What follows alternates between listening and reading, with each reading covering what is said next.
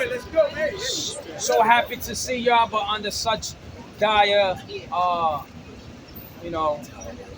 tired of this, man. Who's tired of this? Y'all tired of this? Yes, we tired. If you tired of this, Tommy, let me hear you say, I'm tired of this. I'm tired of this. All right, that's a little warm up because we're going to do some chants right now, all right?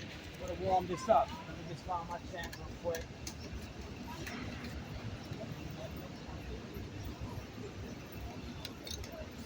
All right. When I say people's lives are at stake, I want to hear you say decarcerate, decarcerate. When people's lives are at stake, Decarcerate, decarcerate. That sounded okay. It's all right. But, we're here for a good purpose, man. Come on, let me hear that from here, man. I know it's early in the morning, but let me hear this from here. When people's lives are at stake, Decarcerate, decarcerate. when people's lives are at stake, Decarcerate, decarcerate. when people's lives are at stake, Decarcerate, decarcerate. when people's lives are at stake. Decarcerate, decarcerate. All right. How y'all felt? Y'all feeling good? Y'all felt good? Let's do another one. When I say, we say hell no, y'all gotta say, Rikers Island has got to go. We say hell no! Rikers Island's got to go. We say hell no! Rikers Island's got to go. We say hell no! Rikers Island's got to go. We say hell no! Rikers Island's got to go. We say hell no! Rikers Island's got to go. We say hell no! Rikers Island's got to go. Right, that's good. Thank you very much. So we're going to be saying those throughout the day, throughout the morning, all right? Thank you. I want to hear another one. I'm absolutely serious. Want to hear another one? Go ahead. You want to say it? Go ahead. Don't want that. No more death. What do we want?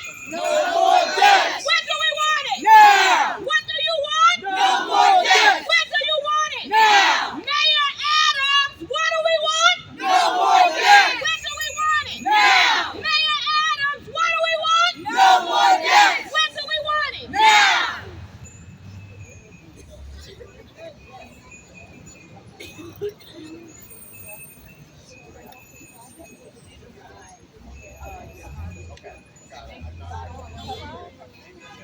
Peace and blessings, everyone. Peace and blessings. I'm Chaplain Dr. Victoria A. Phillips. Everyone calls me Dr. V. And today, the Jails Action Coalition and Halt Solitary has asked everyone in New York City to show up because we have yet another life lost in DOC's custody. That ain't right. I said that is not right. That is right. What do we want? No more deaths. When do we want it? Now. What do you want? No more deaths. When do you want it? Now. Now, last year, we had 19 heartbeats stopped in New York City Department of Corrections custody. 19! The most in a decade. Do you hear me? Yes. 2003, we have had 3 heartbeats stopped in New York City Department of Corrections custody. What do we want? No more deaths. When do we want it? Now. What do we want? No more deaths. When do we want it? Now. And we continue to hear about mental health concerns. We continue to say, oh my God, they don't deserve that. But this year, every heartbeat that has stopped in New York City Department of Corrections custody had a mental health concern. Not only did they have a mental health concern,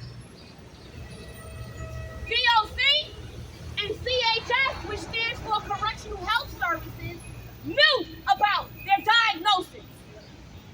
They were all in certain units that was supposed to have extra officers, extra care, because of their diagnosis. But I don't want to hold up this press conference, and while we are here, I want you to hear directly from the attorney of the latest heartbeat to have stopped in DOC's custody. And so now I'm going to ask Stan Herman from New York County's Defender Services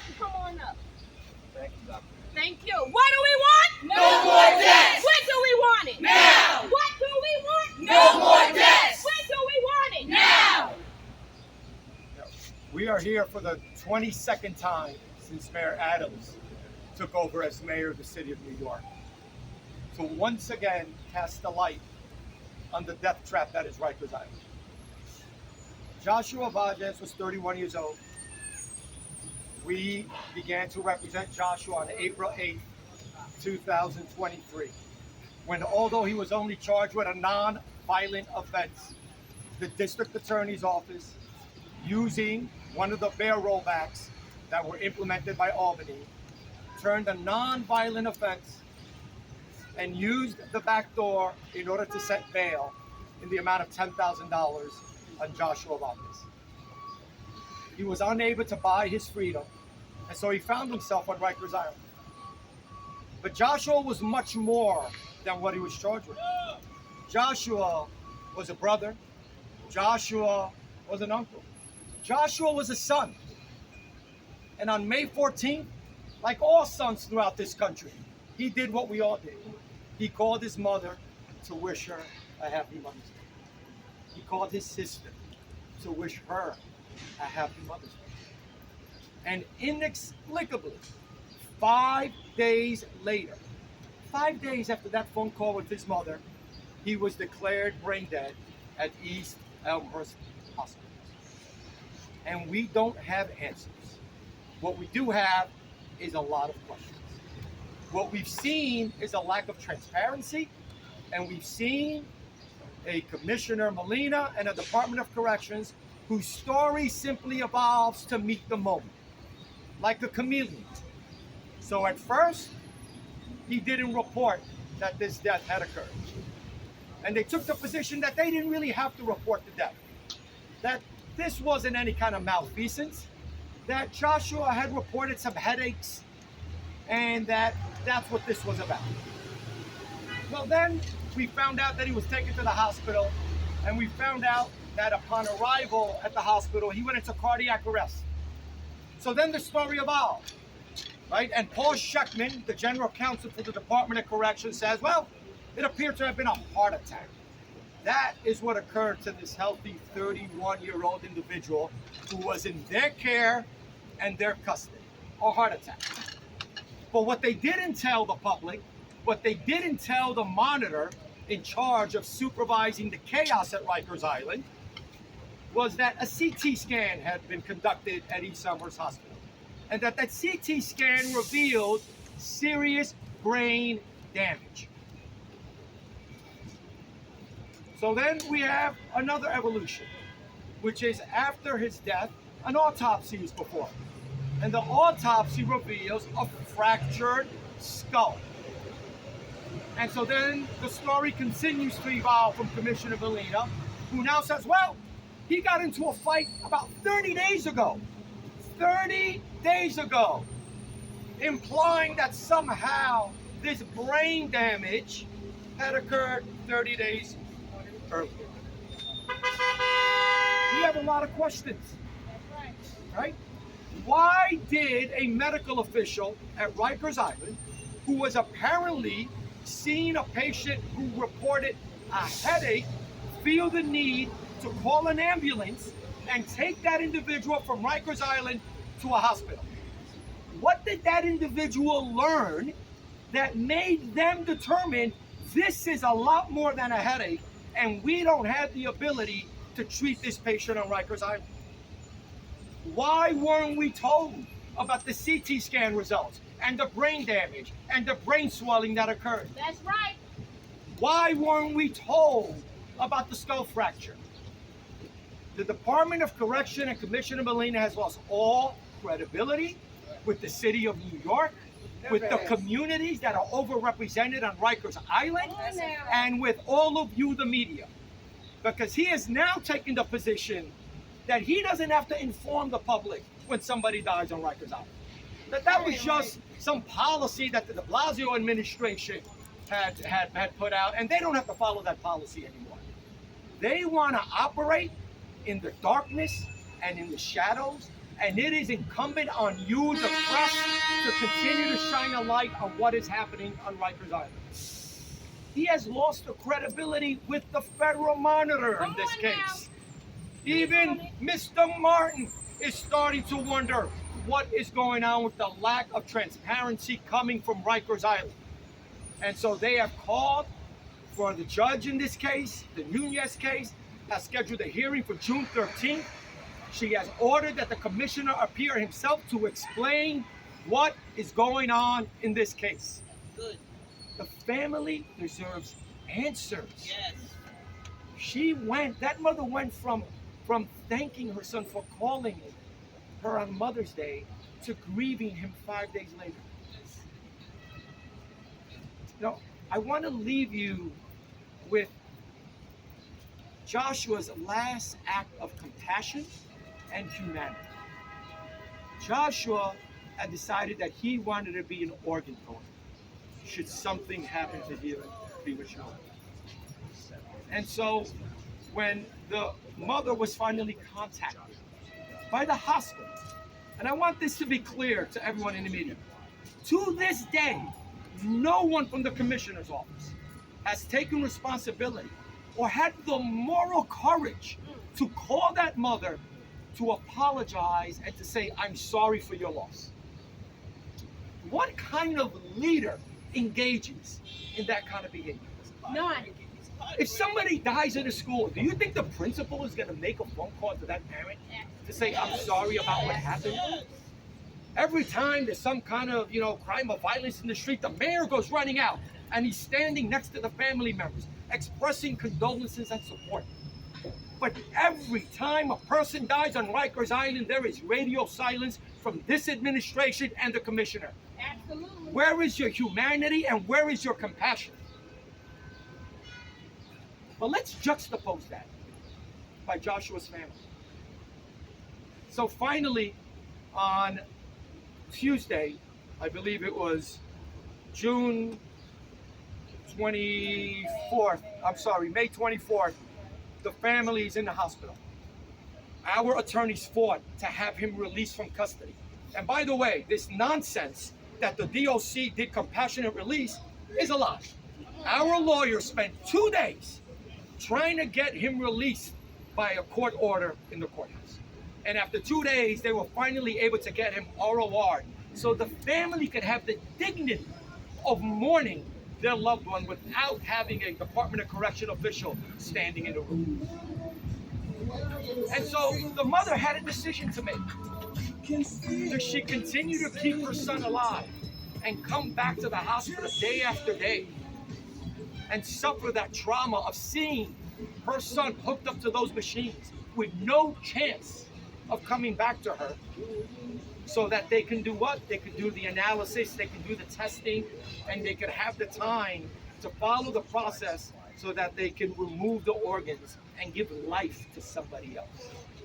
And so she endured that pain. Not for 1 day, not for 2 days, for 3 days she endured that pain. Until the surgeons were finally in a position where they could harvest Joshua's organs and donate them to somebody else. So while Rikers took away his life, Joshua chose to give life to others. That is compassion. That is grace. That is what's missing from the Department of Corrections and Commissioner Molina. I want to end by just having one request of the media.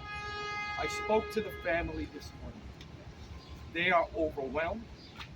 They are mourning, and they are imploring on all members of the press to just give them space. Folks have been calling them, have been going to their apartments. I understand it's a newsworthy story and you want information. My office will be happy to provide whatever information we can provide you. But just give this family the space and the dignity to mourn their loved one and just process what has transpired to this 31-year-old individual named Joshua Bias. Thank you.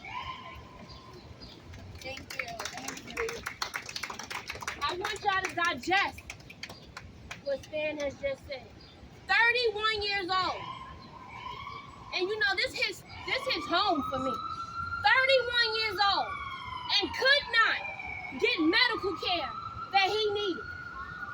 So many times over the past decade as a Jails Action Coalition member, because we formed in December of 2011 because of the conditions on Rikers Island in the boat. But so many times over the last decade, I have been on the record, and in the last 7 years have put my own medical history on the record, clearly saying, what would it look like if someone like me was behind the walls? Because at 35, 3 weeks after my 35th birthday, I had headaches. I had the symptoms that everybody just brushed off. 8 times the ambulance took me to a hospital that misdiagnosed me, racially profiled me, but I was able to leave on my own and seek help elsewhere, and then told I could not leave because I had to have emergency brain surgery. So when I say that Joshua's life being stolen from him hits home, that is truly what I mean. Because my God, in the last 7 years, I have asked the Board of Corrections, I have asked City Council, I have even asked Mayor Adams when he was borough president, what does it look like that most Brooklyn people and the Bronx people fill up DOC? What does it look like if one of them had a medical condition like me and could not advocate for themselves? And today we find out what it looks like from Joshua's life. Who are we? We are a city of savages. Why don't we care? Because someone is detained? This is domestic soil. You have a right to your human rights. You have a right to medical care. Minimum standards are there for a reason. And if a commissioner is in place and tries to hide the truth in any way, he should be removed immediately. And if the mayor is that much of his homeboy, then they're willing to hold him accountable, he should be replaced immediately. For too long, City Council has stepped, tiptoed side to side. Well, we can't push that politics. That's too much left. That's not enough right. Human life deserves value. Human life deserves dignity. It does not matter what political party you are a part of. Accountability is key. And speaking of boroughs filling up DOC, I next want you to hear from our Brooklyn Borough President, Antonio Reynoso. I'm sorry. Brooklyn in the house. My name is Antonio Reynoso. I'm the president of the greatest borough in the city of New York. All right. right. But we're not. I do want to say though, we're here in a very somber moment, and what we're seeing here is that in this city, when someone is arrested and charged, not convicted, but arrested and charged, that it can mean a death sentence, and that your life is expendable. That's what we're talking about here. That it might make more sense for you to get charged for a crime that you might have not committed and move to to state jail than to stay at Rikers Island to die. That the outcomes of this city have gotten so bad in our jail system that it's a death sentence should you get charged for a crime. You're innocent until proven guilty. You're simply detained. And what we're saying is that that is a death sentence in the city of New York. That your life is expendable. That we've gotten to the point that if you are in the city's care, in a city's institution, and you die, there will be no accountability at the commissioner level, at the mayoral level. And that this city has lost all apathy, and has apathy, and has been in a complacency where it's okay that we can keep making new flags here, representing new lives, and it just doesn't matter. This city is not in an uproar.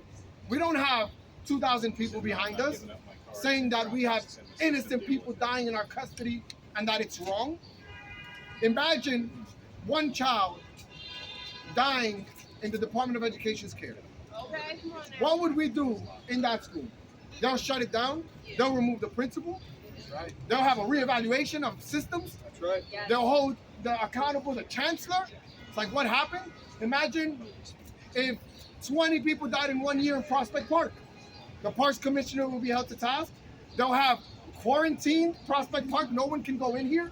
we have to reevaluate what's happening, they'll shut it down immediately. But in an institution like Rikers, no, there people can die. That is okay. Molina can lie. I don't need to stand up to the commissioner. The city of New York and its residents are not putting my feet to the fire on this issue. That is what we're seeing right now. And I'm over it. I'm over thinking that these lives don't matter. They have to matter. And we have to do something about it.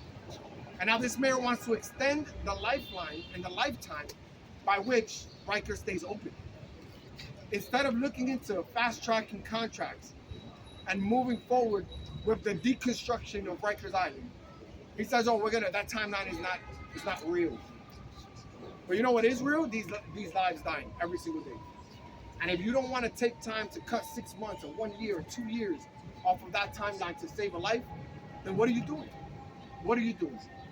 There's one issue where our mayor has failed, absolutely failed, and effed letting people die under city's custody. It wouldn't happen anywhere else but here. The humanity of it. The humanity of it. So I stand with everyone here. We don't need.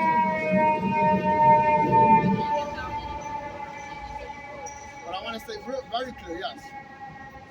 What we need is to close Rikers today. Come on, Right now. Shut it down. Shut it down. We need to do it right now. Shut it down. Shut it down. Shut it down. Shut it down. Shut it down. The second thing we need to do is talk about the lack of mental health services that exist in our city. Treatment, not jail. What do you say over his head? What we have here is it's very clear that the majority of the people in Rikers Island just need mental health support. Yes. What the majority of the people in Rikers Island need is a dignified housing. Come on, yes. Speak on There's it. two things that divert people from jails: quality housing and good jobs. Are we doing everything in our power to over-resource those areas to put people in stable conditions so that they don't need to be detained ever in Rikers? We're not. We're cutting those funds. Those are the funds we're cutting. We're cutting the funds that we know would work and keep people out of Rikers Island and keep them safe. That's what's happening.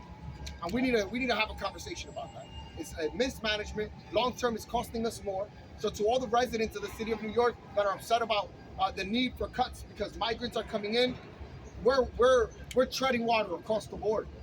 We're reactive. We're not proactive. Spending a little money right now on dignified housing and mental health services will save us millions, billions in 5 and 10 years. But they don't care about that. And it's about time people just wake up and not allow this to happen. I'm going to cut short because I'm very frustrated, and that's why I've been talking for so long. The frustration is just at peak level, and we just got to stop this. So thank you all. I want to say to this coalition that's standing behind me, every time they show up, every single time, they don't let one life go by. Not one life go by. That's the type of humanity that we want to see in City Hall. Yes. That they show up every single time because they know how important this is. So thank you all for the great work that you're doing. When people's lives are at stake, decarcerate, Decarcerate. When people's lives are at stake, Decarcerate. Decarcerate. When people's lives are at stake, Decarcerate. Decarcerate. When people's lives are at stake, Decarcerate. Decarcerate. Now I want y'all to understand, 51% of the population in DOC custody has a mental health concern. Over 85% of the women on Rosie's right now have a mental health concern.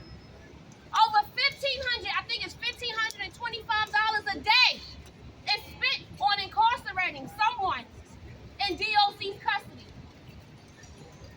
Do you hear me? That's over $500,000 a year. And we can't provide the medical care? Joshua, life is taken. Mr. Rubo, I hope I pronounced it right, his life was taken. Marvin, life was taken.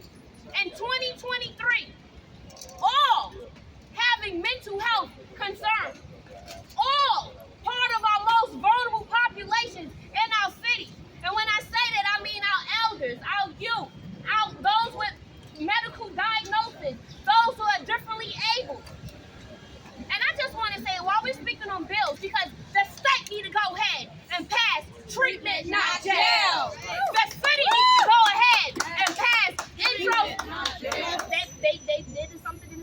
We're going to give them credit for that. Resolution. However, the city has another bill, Intro 549, to end solitary confinement. And what I want to say is, if the city cannot do their job and preserve life in medical units that have extra officers, specialized staff, what the hell do we think they're going to do in solitary confinement?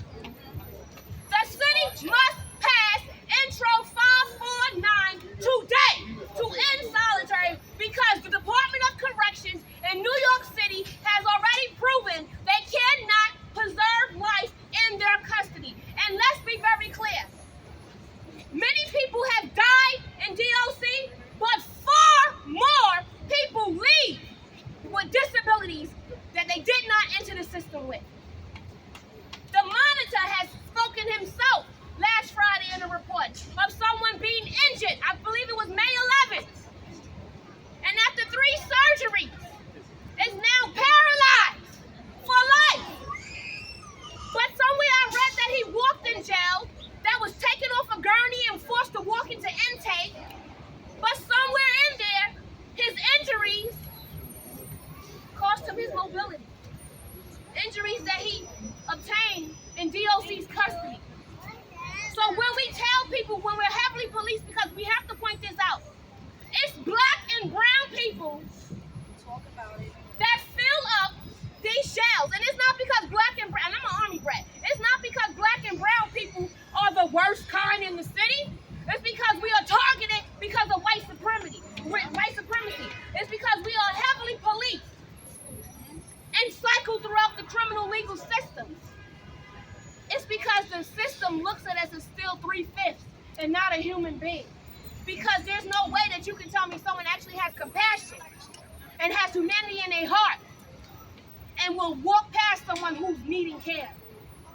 Last year, we had 2 officers and a captain watch someone die in a unit and fail to give him aid. Last year, we had DOC tell us that Mary passed away because of a drug overdose, and then it was later found out they did not give her a urine test to catch her own medical need. Where are we going with this in 2023? We cannot allow DOC to repeat their sins against our community members. And I ask you to stand up here because you represent so many lives in our city that have to be in this barbaric system. So many families are touched by your work in a great way, and all of your attorneys that work with you to assist them to maneuver through this barbaric system. But it's not enough. It's not okay. It's never okay for us to ignore the cries of our community members, to ignore the people, the very people that we say we love, that we say we care about. My God, Joshua was tortured, even in his death.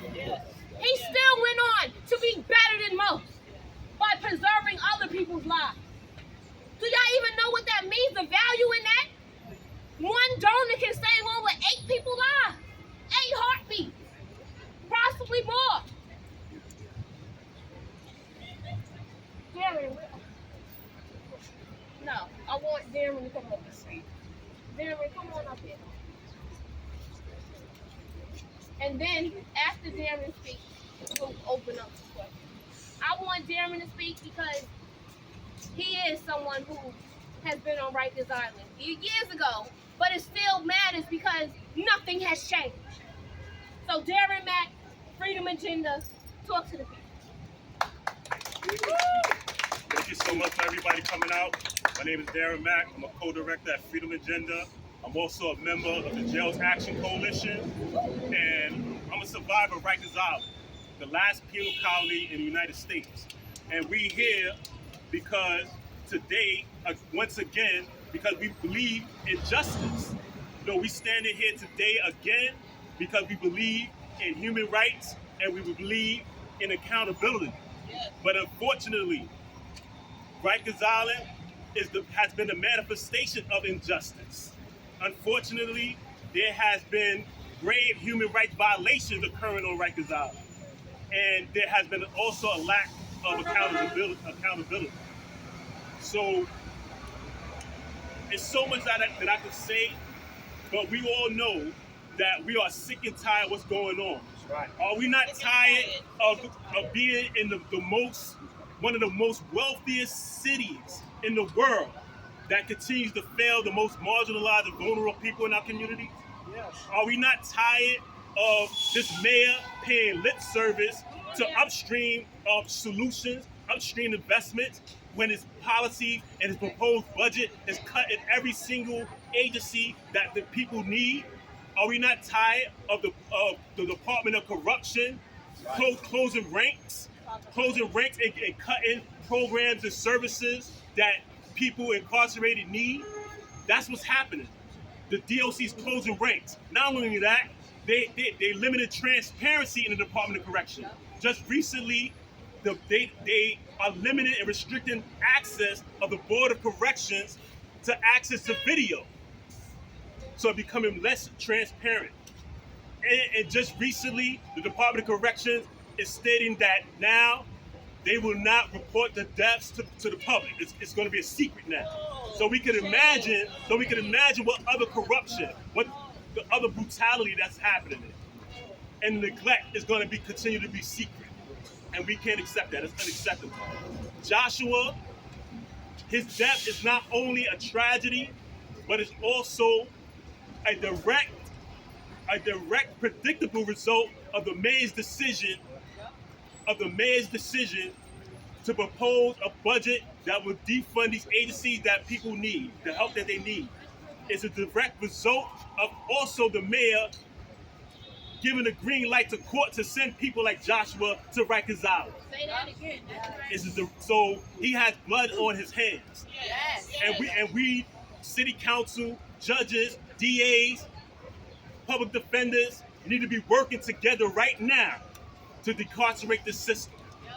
That's the solution. The solution is to immediately decarcerate and expedite the closure of Rikers Island. Right. That's what we need. That's what we want. And until we get it, it's going to be more people are going to die. More people are going to continue to suffer. And for those family members, my condolences and prayers to the family members that lost loved ones in this Negro City jail system. And to everybody who experienced the pain and the suffering of Rikers Island, join the organization fighting for justice. Yes. Right.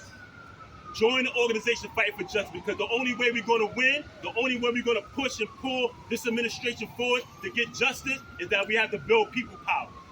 So when I say people, you say power. People. Power. People. Power. When I say people, you say power. People. Power. People. Power. Thank you. We say hell no! Rikers Island got to go! We say hell no! Rikers Island got to go. We say hell no! Rikers Island got to go. We say hell no! Rikers Island got to go. $17 million was taken out of programming that was given to providers, community-based organizations that provided valuable services on Rikers Island. $17 million. And at the last city council hearing on that programming, DOC had no plan to present. And I mention that because people are afforded programming as a minimum standard every day in DOC. That's the law. So what does that look like come June 30th, when DOC says now all the CDOs and their programming will end, when we know they can't even preserve life? And let me be clear, because y'all only move when the federal monitor says something. How unfortunate is that? Because even in his Friday report,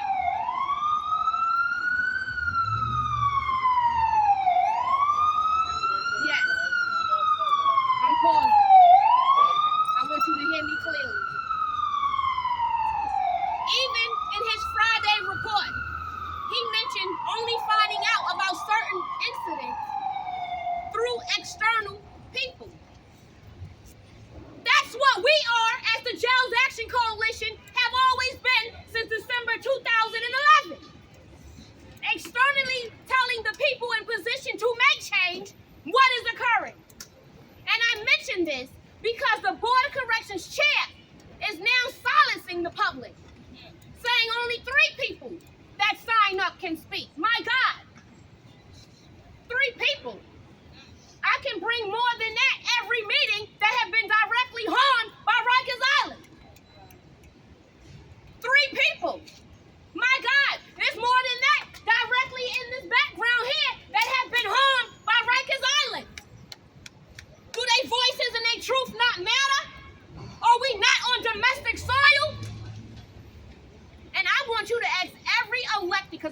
election year. I want you to ask every elected that comes to you in your community, your congregation, wherever, for their vote, what are they doing about this issue? How are they helping to save and preserve life? How important is it to them that your community be safe from harm by those with a badge?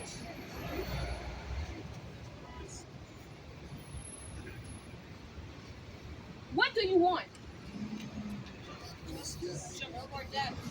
What do you want? No more deaths. What do you want? No more deaths. Is she here? Okay. I know you connected. Can we just take a pause? Because I want y'all to hear from a loved one's mother. And she's about a stop away. But in this time, I want you to be able to ask the attorney for Joshua any questions that you might have. Come forward. Hey, Stan, my name is Christopher. I want to know, do you believe that, like, the recent story that came out about the silencing of, like, no more deaths reporting, or is this the purpose to silence you guys from speaking? Purposely to silence you guys? I think absolutely. Why would you not inform the public when somebody dies in city custody? Would you accept that if this was a school at the Board of Ed? Would you accept it from any other agency? And what does it cost them? What are they afraid of? So we're going to be calling on the city council, since this apparently was only a policy in the de Blasio administration, to codify under city law that if somebody dies in the custody of the Department of Corrections, or somebody dies in a hospital after being transported from the custody of the Department of Corrections, that they have a legal obligation to inform the city council and the public and the media within 24 hours of that person's death. So we'll get that fixed. All right, thank you. On that same note, the city controller just sent out an email that basically said that on the Department of Correction website, the count for the year, deaths in custody are now unknown. So it's now there's no count. I think that speaks to the complete lack of transparency, the complete lack of confidence in the commissioner, and I would call on his resignation at this point. Come on now. If he is writing a letter to the federal monitor saying don't put these 5 things in the report because it makes us look bad, then that is someone that the city should fear. That is somebody that the city should be demanding needs to tender his resignation. Melina resign. Melina resign. Melina resign. Melina resign. Melina resign. Melina resign. Melina resign. Melina resign. And about Joshua, because you're representing family, right? I mean, what have you heard? What have they told you about his death? Well, let me talk about his humanity, because, they want the public to know that he is so much more than his mental illness, that he is so much more than his addiction, right? They wanted me to convey to you all that he is somebody who would take the shirt off his back to help someone else. They wanted me to convey to you that, several years ago, there was a senior citizen being mugged on the train, and that he came to that person's defense and sustained injuries. And that is the person that Joshua was. That although he found himself isolated, afraid, and in jail on Rikers Island, he had the wherewithal to call his mother and Mother's Day. And so Joshua is so much more than this. What we know is that on May 19th, he's taken from Rikers Island by ambulance to East Elmhurst Hospital. We know that on the ambulance, he had a seizure. We know that when he got to the ER at East Elmhurst, he goes into cardiac arrest. We know that he goes into ICU and they do a CT scan. And we know that they found significant brain damage as a result of that CT scan. We know that nobody from the city and the Department of Corrections has reached out to the family, and that it was the hospital that managed to get the sister's phone number to let them know that their loved one was now brain dead.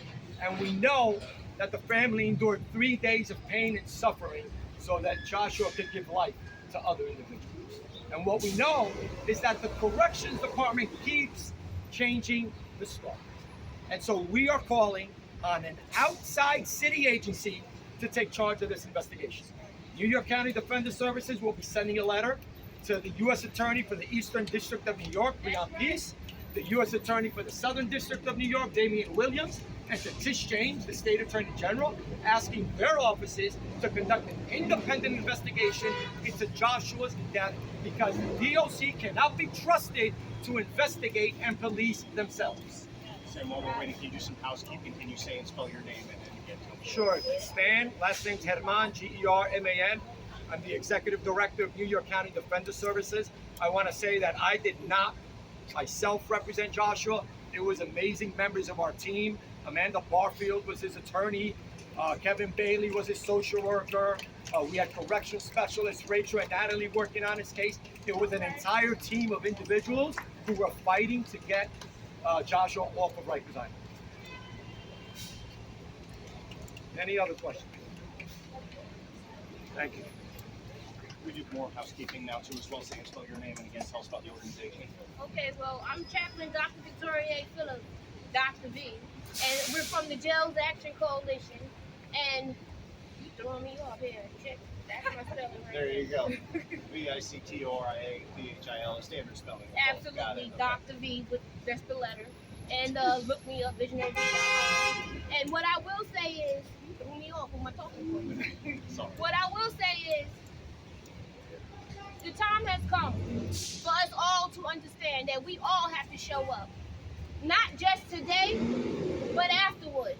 Soon as you leave here, you should be reaching out to your elected.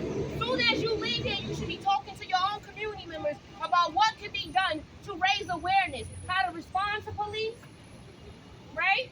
That's extremely important. And how to stay alive if you are detained. That's extremely important. And I just want to also add, I think I said it, but I want to say it again. 85% of the people in DOC's custody right now are not convicted of their alleged charges. And let me be very clear. Whether you're convicted or not, you are worthy of your life. Whether you are convicted or not, you are worthy of your dignity and your human rights, your basic human rights. My God, they deny people water. They deny people pads. We've spoken about all these things over the years on the record. Let's go. We lost someone in DOC. Yeah. And time again, his mother shows up, reliving her own trauma.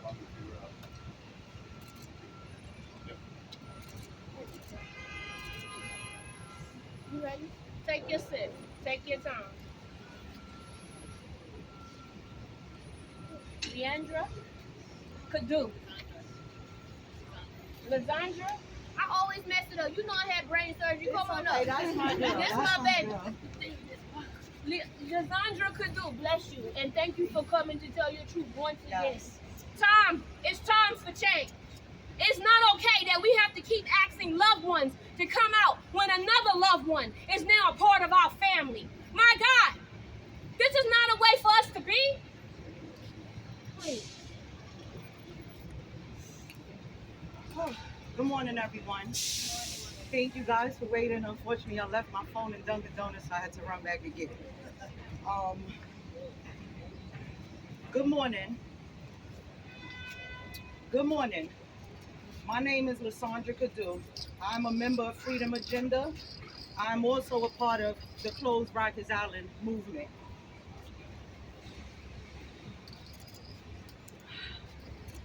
After a while, I get tired of saying this because I just thought when that happened to my son that this don't happen in New York. But again, I want to send my deepest condolences to the Valles, and if I'm pronouncing it right, the Zahos family. We are here for you, and we are fighting with you for this justice. I'm saddened again with the news that another son, another brother, another husband has lost their life in Torture Island. It breaks my heart and soul. It destroys me. It breaks my heart and soul when I hear this. Oh God, I'm sorry. It breaks my heart and soul when I hear there's another family There's another family on this boat with myself and others. It just breaks my soul. Oh God. It really breaks my soul that I just seen my mayor on Monday at an event on my block. And I went up to him and I asked him, what is he gonna do? And he didn't have any answers. He didn't answer me. He said, was I ever able to walk up to a mayor and ask questions? I said, yes, when I'm in Albany and I never see you there. His answer to me asking him, why did he take away so much resources funded in my community and put it into policing and DOC when my son died and numerous people died? His answer to me was, what he did for my community was, he put 25,000 kids into summer youth. That's not helping my community or the people that's dying in jail like my son. I'm sorry, guys.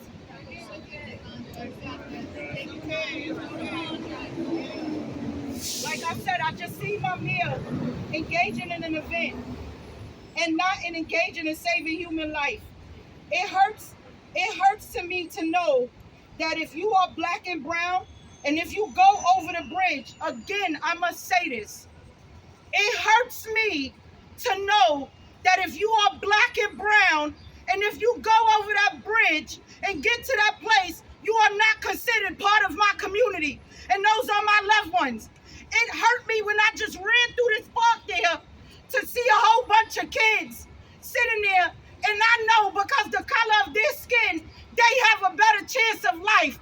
Their schooling is better. Their community is better. They eat better. They sleep better. Their parents do not go through what I've been going through for 20 months and what other black and brown people go through. And I ran past it and I sucked it up and I ran into it. That bothers me. Like I said, when you go over that bridge, you don't belong to our community anymore. You belong to the DOC community, and that our mayor don't care for you as a person, or rather that you don't belong to our community. So the mayor don't care to keep you safe and healthy. My son, Stephon Kadu, my son turned 24 September 11th, and September 22nd at 10:54 a.m., my life, my family's life, everyone that knew my son, our lives changed. It stopped.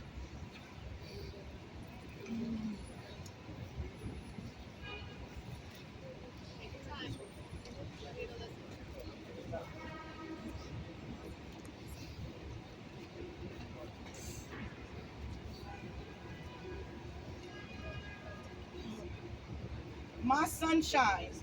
My son, my only son, died on a boat, an extension of Torture Island. My son, my only son, the man DOC don't care. They don't care about our loved ones. They don't see our loved ones as people. They see them as dollar signs. My son died from meningitis. My son died because no one cared. You know, when I tell people this, adults look at me and ask me, what is meningitis? That hurts me because people look at me like, what? Meningitis? And when I explain it, they say, but I see vaccines on commercials for it. They didn't care because my son was over the bridge and on Torture Island, and he was black and brown.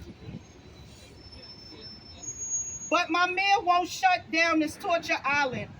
And the judges and district attorneys continue to send people there. The majority of the people there are black and brown, and they still are dying. So how? Anybody here that can hear and see, how can I believe that my mayor cares about my community if the people over that bridge are my community?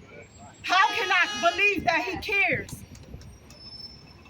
What the mayor is doing, he is putting my people behind those walls. He is condemned them. He is putting my community behind them walls. He is putting my community, and he is condemning my community to die behind those walls. And most of the people that are dying are black and brown, and they're from my community, the community that he says he cares about and wants to keep safe. Shame on him. When is someone going to do something about it? It's 100 question marks behind it. I've been saying this for 20 months, and more people get sent there to die. The money The money that man took away from the resources in my community. I had a little kid say to me that Monday, "The mayor's your friend?" I said, "No, I'm not for the mayor. Is he your friend?" A kid that was like 13 or 14 years old said to me, "Why he don't give my community something?" And I said to that kid, "The next time you see that man, you should go up to him and ask him that." A little kid said that. My community as a kid, I had PAL. I was able to go in the street and feel safe. The police don't keep me safe. My neighbors do. That's right. And unfortunately, it might sound sad to say, the drug addicts in my neighborhood that became my family because they lived there for so long, they the ones that keep me safe. When my child walks to the laundromat at 1 o'clock in the morning, a police officer don't ask her to walk with her. A man that I knew my whole life will walk with her and sit with her in the laundromat. So how could you tell me because someone is on drugs, because the system around them made that the only thing available for them is a bad person or they're a criminal? They made it seem like that everyone that is less fortunate to certain things are criminal or bad people. But what do we have to give our community other than saying they're going to give all the money to policing and DOC where more people keep dying? When I see another person die, it just tears my heart up because when is it going to stop? So again, I asked my mayor. My mayor said to me on Monday when I introduced myself and I told him what I'm about, he said to me he never heard of my son's name. When I'm all over the news, I could be anywhere and I will run in here. So that goes to show me, because I'm not in a certain bracket of money and I don't live in a certain zip code, that my son wasn't part of his community and he didn't care. But like I say and I continue to say, until I have no more breath in me and no more life in me, I will continue to come out and speak on my son's behalf and any of those young men that still to this day are going through that torture, because people profit $500,000 to keep someone in jail other than giving them a year when you can take care of 70 to 80 people. But the man doesn't think that's okay, but he told me he's for my community. So again, Mayor, what I ask you, right?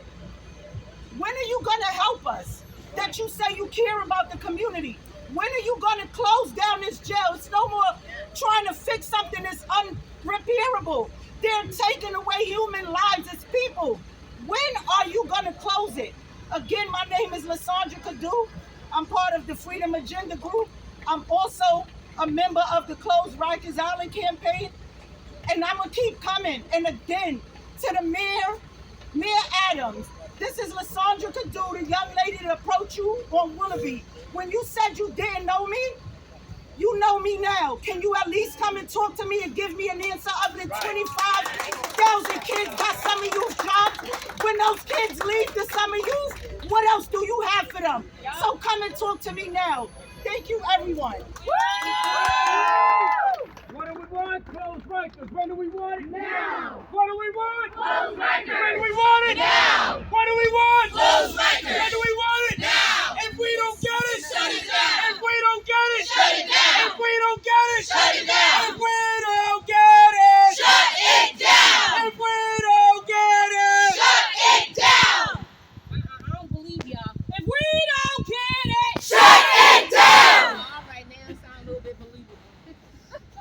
And I say that because even in trying times, we still have to learn how to heal ourselves and smile, right? Yes. And we are taught that because we don't have any other option. Yes.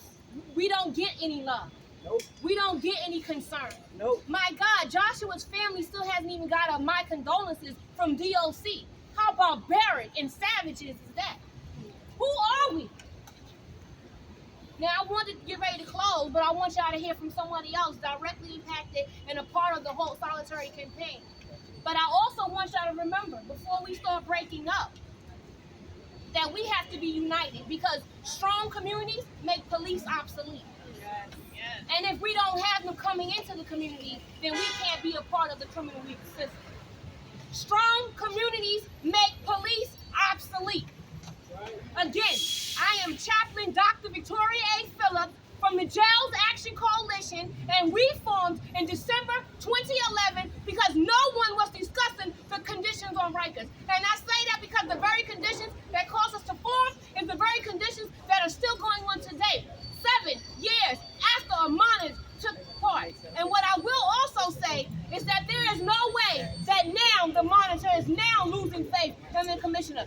candidate has had all proof all along that the commissioner was failing at his job. I even started saying that on the record last spring. So why is it taking Steve Martin this long to speak up? And why did we pay him over $20 million to now do so? When we were given the same truth for free. And before I shut up and bring Jerome up, I want to also say, as a chaplain, as an ordained reverend, but most of y'all know me as Minister V, or Chaplain V, every clergy on DOC, in any DOC facility, every clergy in every borough that has had someone in their congregation come and discuss the tortures and the trauma of coming home and re-entering society after being a part of Rikers Island culture, you have a duty, a God-given duty, to speak up, to talk about the injustices that you see, that you hear about. And if you are not doing so, because you want to be a part of the mayor's team, rather than care about your community, you too need to be removed. And now, please listen to Jerome from the Hope Solitary campaign. Lift them signs up, y'all. Lift them signs up in the back. Lift them signs up. Thank you. I didn't mean to knock it down. I don't even I got it.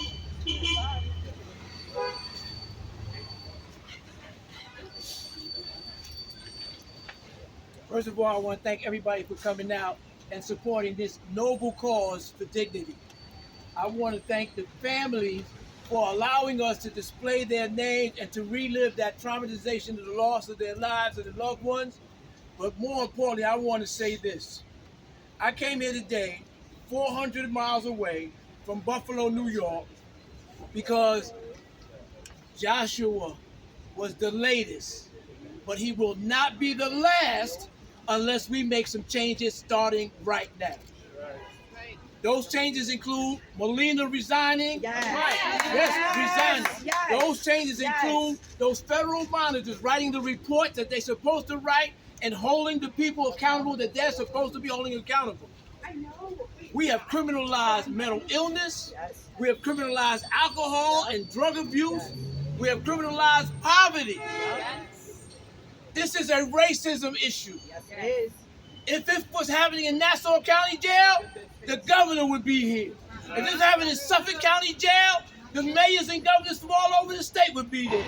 If this was happening anywhere other than where black and brown people are suffering and in poverty, it would be something saying something about it. It would be on the news. The mayor would be showing up. Nobody would have to walk up to him in a parade or something and ask him a question, because he would be answering the community questions right now. Let me make this clear to you guys. So if you don't believe us, listen to Aristotle. Aristotle says that poverty is the parent to both crime and rebellion. You want to stop crime? Stop poverty. Make resources available. Stop putting out people in jail and put them in mental institutions. Stop putting them in jail and put them in rehabilitation centers. Stop putting them in jail and giving them opportunities to succeed in society. Stop criminalizing my community. We were here before you. We'll be here after you. You can't win. All right. And I just want to say, I believe in correcting the community, right? And we don't walk away with anything that needs to be addressed. We do not expect our community members to be detained because they have mental health conditions. And let me be very clear, if you have a drug abuse or misuse